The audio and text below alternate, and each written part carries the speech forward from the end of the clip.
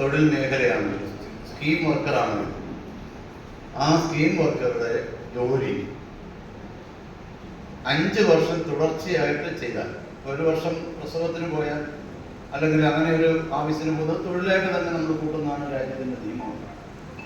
അല്ലാതെ നമ്മൾ മറ്റേതെങ്കിലും ജോലിക്ക് പോയി, മറ്റെവിടെങ്കിലും പോയി, മകളെ കാണാൻ വിദേശത്ത് പോയി താമസിച്ച് അല്ലെങ്കിൽ അങ്ങനെയൊക്കെ മാറി നിന്നേച്ച് വരുമ്പോൾ അവരുടെ ആ സർവീസ് നമ്മൾ കൂട്ടാൻ പാടില്ല. നിയമപരമായി ജോലിക്ക് തുല്യമായുള്ള അവധി അടക്കം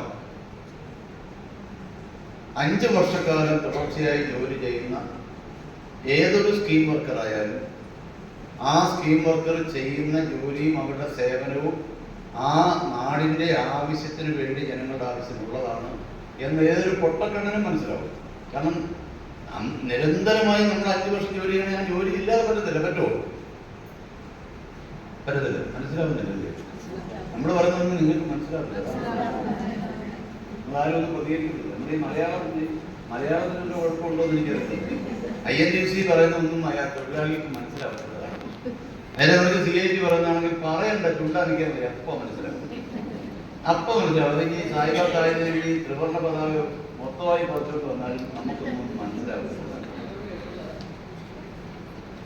നേരെ പറഞ്ഞത് നമ്മളൊരു കമ്മ്യൂണിസ്റ്റ് സഖാവാണ് ഇവിടെ നിന്ന് പ്രസംഗിക്കുന്നുണ്ട്, നിങ്ങളെല്ലാം കേൾക്കും.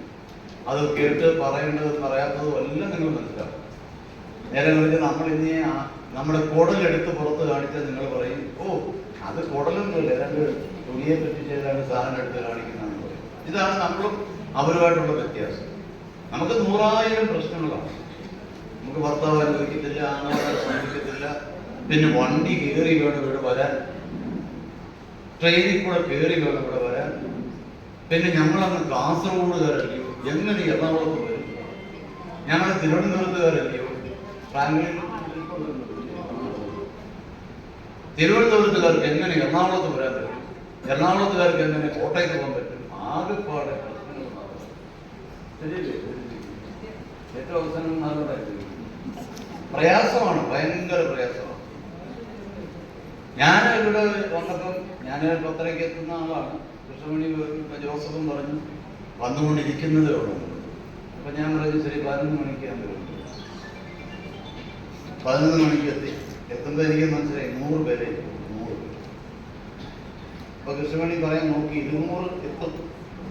വൈകിട്ട് ഒരു 4 മണിയാകുമ്പോഴത്തേക്ക് 200 പേരെത്തിയിട്ട് നമുക്ക് എൻ്റെ കല്യാണം വരെ നടത്താൻ ആണോ, അതോ എൻ്റെ കുടുംബകാര്യം വരെ നടത്തി